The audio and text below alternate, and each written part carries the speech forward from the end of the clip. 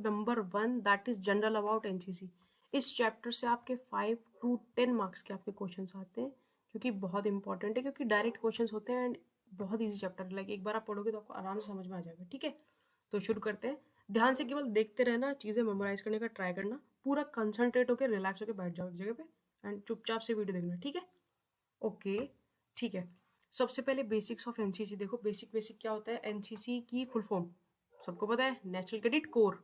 इसकी स्पेलिंग होती है CORPS, पढ़ते हैं इसको कोर। ठीक है, अच्छा एक पूछते हैं कि एनसीसी का पुराना नाम बताओ क्या था, तो पुराना नाम था यूटीसी, यूनिवर्सिटी ट्रेनिंग कोर, या फिर यूनिवर्सिटी ऑफिसर ट्रेनिंग कोर। ठीक है, ये बोला जाता था पहले इसको। ठीक है, उसके बाद में एक कमेटी बिठाई गई 1946 में, किसकी अध्यक्षता में, पंडित HN खुंजरू, हृदयनाथ खुंजरू सर के बारे में, सर की उसकी अध्यक्षता में। सर देखो, ये सर की फोटोग्राफ है। एंड इस कमेटी ने बोला कि हाँ NCC is a good thing, उसको एस्टैब्लिश करना चाहिए यूनिवर्सिटी स्कूल्स में, बहुत बेनिफिशियल चीज़ है। तो 16 जुलाई 1948 को एनसीसी ये एक्ट के अंडर, 1948 एक्ट याद नहीं रखना, 1948 के अंदर मिनिस्ट्री ऑफ डिफेंस के अंदर पे इस्टेब्लिश हो गई। ठीक है, क्लियर। इसका मोटो देखो क्या क्या होता है। एनसीसी का मोटो होता है यूनिटी एंड डिसिप्लिन। कब अडॉप्ट किया गया इसको, 23 दिसंबर 1957। ये डेट्स याद रखने की इतनी ज़्यादा जरूरत नहीं है, खाली ये वाली याद रखना, 16 जुलाई 1948। ठीक है, चलो आगे बढ़ते हैं। नेक्स्ट टॉपिक आता है आपका एनसीसी फ्लैग। कौन सा होता है भाई, देखो ये लोगो फ्लैग जो भी बोल रहे हैं इसको बोल लो, ये एनसीसी का है। इस फ्लैग के अंदर पे आप ध्यान से देखोगे 3 कलर होते हैं। कौन कौन से, एक होता है आपका रेड, एक होता है डीप ब्लू, और एक होता है लाइट ब्लू। ठीक है, तो जो रेड कलर है वो डिपिक्ट करता है आर्मी को, रेड कलर किसका, आर्मी का। जो डीप ब्लू है वो है नेवी का, गहरा नीला जो पानी है, ये वाला कलर, ये नेवी का हो गया। और जो लाइट ब्लू है वो होता है एयरफोर्स का, किसका लाइट ब्लू वाला, एयरफोर्स का। ठीक है, एनसीसी बीच में लिखा रहता है, जो कि गोल्डन कलर के लेटर्स में लिखा रहता है बीच में, जैसे ये एनसीसी लिखा है, कौन सा कलर है, गोल्डन। ठीक है, ये एनसर्कल होता है लोटस से। इसके आसपास जो ये फूल बने होते हैं, ये कमल के फूल बने होते हैं। कितने फूल होते हैं ये होते हैं 17 फ्लावर्स। और ये हर फ्लावर जो रिप्रेजेंट करता है वो एक डायरेक्टरेट को रिप्रेजेंट करता है। हमारी पूरी कंट्री 17 डायरेक्टरेट में डिवाइडेड है। ठीक है, ये बात क्लियर हुई। जैसे स्टेट डिवाइडेड है ना, 28 29 ऐसे स्टेट डिवाइड हुए, यूटी डिवाइड हो रखी। ठीक है, उसी तरीके से पूरा जो इंडिया है उसको 17 डायरेक्टरेट में डिवाइड किया गया है एनसीसी के द्वारा। ठीक है, हर lotus, each lotus represent each directorate. ये काउंट करके लोटस अगर आप, तो इसके अंदर 17 लोटस होंगे। ठीक है, अच्छा ये बीच में ना 2 डॉट दिखाई दे रही है आपको, ये छोटी छोटी सी डॉट बीच में, ये 2 डॉट रिप्रेजेंट करती हैं ओटी को, ऑफिसर ट्रेनिंग अकेडमी। एक तो कैंपटी को और दूसरी ग्वालियर को। कौन, OT Kempty, OT Gwalior, OT Kempty, OT Gwalior. और नीचे इसका मोटो लिखा ही रहता है, एकता अनुशासन, यूनिटी एंड डिसिप्लिन। क्लियर, ठीक है, आगे बढ़ते हैं। अगला है एनसीसी सॉन्ग। एनसीसी सॉन्ग कौन सा है भैया, हम लोग भारतीय हैं, आपको ये याद होना चाहिए। आई होप सो कर लो आप तक। तो किसने लिखा है ये लिखा है सुदर्शन फाकिर ने। किसने, सुदर्शन फाकिर। अच्छा, इससे पहले एनसीसी का कौन सा सॉन्ग था ये पूछा अगर आपसे, तो इससे पहले एनसीसी का सॉन्ग था कदम मिला के चल। कौन सा सॉन्ग था, कदम मिला के चल। अभी कौन सा है, हम सब भारतीय हैं। ठीक है, तो ये हमारा एनसीसी का सॉन्ग हो गया। एंड ठीक है, ओके नेक्स्ट देखो। नेक्स्ट है एम्स ऑफ एनसीसी। ये कई बार पूछ लेते हैं, ज़्यादा मोट हो गया यार ये। एक second, wait a sec guys. Okay now it's clear. तो एनसीसी का एम्स आपसे पूछ लेते हैं। ये सी सर्ट वाले जो बच्चे हैं ध्यान से पढ़ लेना, उनके पेपर में कभी कभी आ जाता है। लाइक मैं श्योर नहीं हूँ कि आएगा ही आएगा, लेकिन कभी कभी आ जाता है। तो आपको एक बेसिक आइडिया होना चाहिए कि एम क्या है एनसीसी का। ठीक है, सबसे पहले to develop character, comradeship, discipline, leadership, secular outlook, spirit of adventure, sportsmanship and idea of selfless service among the youth of the country. अब इसमें सारे पॉइंट याद मत रखना, ऐसे याद करना। टू डेवलप कैरेक्टर, कॉमरेडशिप याद हो जाएगा, डिसिप्लिन, लीडरशिप है ना, स्पिरिट ऑफ एडवेंचर और सेल्फलेस सर्विस जो है हमारे को अंदर डेवलप हो जाए हर यूथ के अंदर। इसके ये इसका मकसद है, एम है, उद्देश्य है। ठीक है, सेकंड है to create a human resource. क्या करना, एक ह्यूमन रिसोर्स क्रिएट करना of organised, trained and motivated youth. कैसा, जो कि ऑर्गेनाइज हो, ट्रेंड हो पहले से और थोड़ा सा मोटिवेटेड हो। ठीक है, to provide leadership in all walks of life and always be available for the service of the nation. जिसको एक ऐसा ह्यूमन रिसोर्स बनाना है इंसान को, यूथ को, कंट्री के, जो ऑर्गेनाइज हो, ट्रेंड हो, मोटिवेटेड हो और जो लीडरशिप क्वालिटी एग्जिबिट कर सके बहुत सारी स्फेयर्स ऑफ लाइफ में, ताकि वो देश की सेवा के लिए हमेशा तैयार रहे। समझ आ गया? अगला देखिए, तीसरा point, to provide suitable environment to motivated youth to take up career in armed forces. एक ऐसा इन्वायरमेंट प्रोवाइड करना जिससे जो यूथ है उसको एक आर्म फोर्सेस में जाने के लिए एक माहौल मिले कि हाँ ऐसा वहाँ पे होता है, एक आइडिया उसको पहले से लग जाए इसके लिए, ठीक है, ताकि वो अपना कैरियर आसानी से उसमें बना सके। ये 3 एम क्लियर हो गए? ध्यान से इनको पढ़ लेना वीडियो पॉज करके, एंड आपको ये रिमेंबर रखने का ट्राई करना। सी सेट का पेपर है, ए ग्रेड लाना है, कुछ भी हो जाए, टारगेट हमारा अल्फा, ठीक है। अगला देखिए, ऑर्गेनाइजेशन। ये इतना इंपॉर्टेंट नहीं है, बट इसमें एक क्वेश्चन जो बार बार पूछते हैं, दैट इज, देखो इसका बताता हूँ, ध्यान से सुनना क्या बोल रहा हूँ।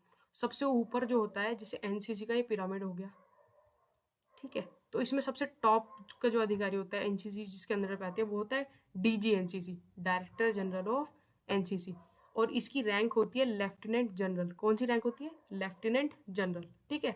अभी हमारे डीजी एनसीसी ये सर हैं, सर का नाम है लेफ्टिनेंट जनरल गुरवीर पाल सिंह, ठीक है। तो ये हमारे डीजी एनसीसी, इसके इन इन सर के नीचे पे आते हैं 2 एडीजी। कितने? 2 एडीजी सर आते हैं। एडीजी की फुल फॉर्म होती है एडिशनल डायरेक्टर जनरल, जो इनकी हेल्प करते हैं, ठीक है। फिर उन एडीजी के नीचे पे आते हैं आपके 5 डीडीजी, डेप्यूटी डायरेक्टर जनरल।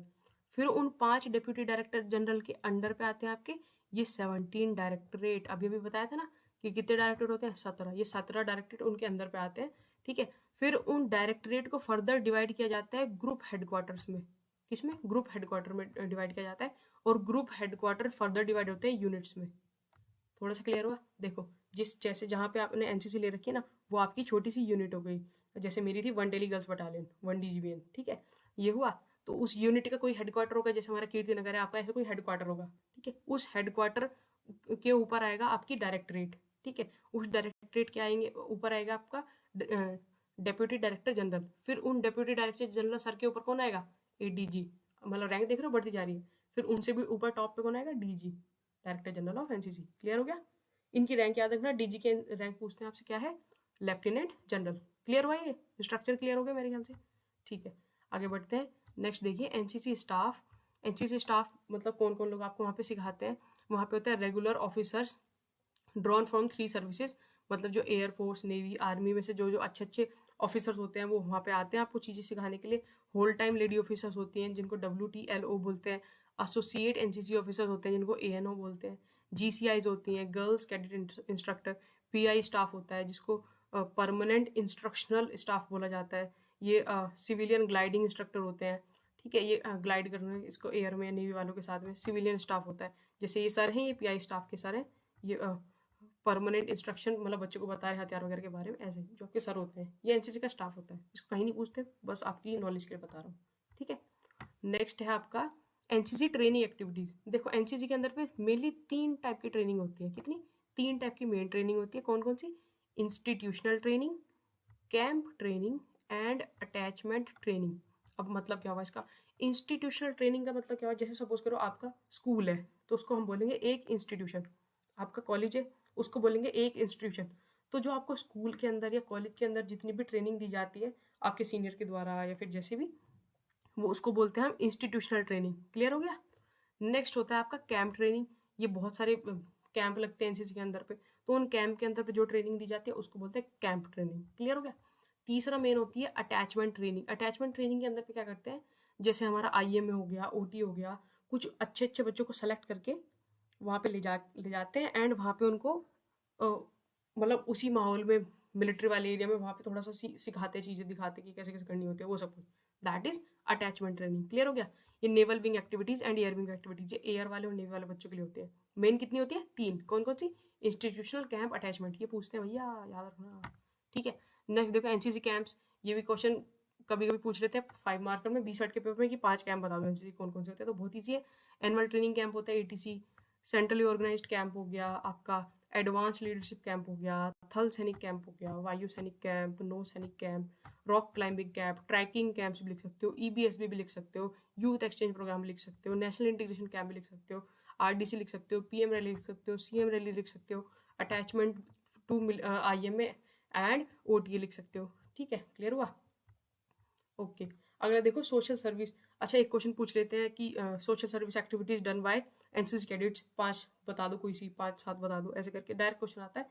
तो इसमें एक बार ध्यान से देख लो कौन कौन सी होती है।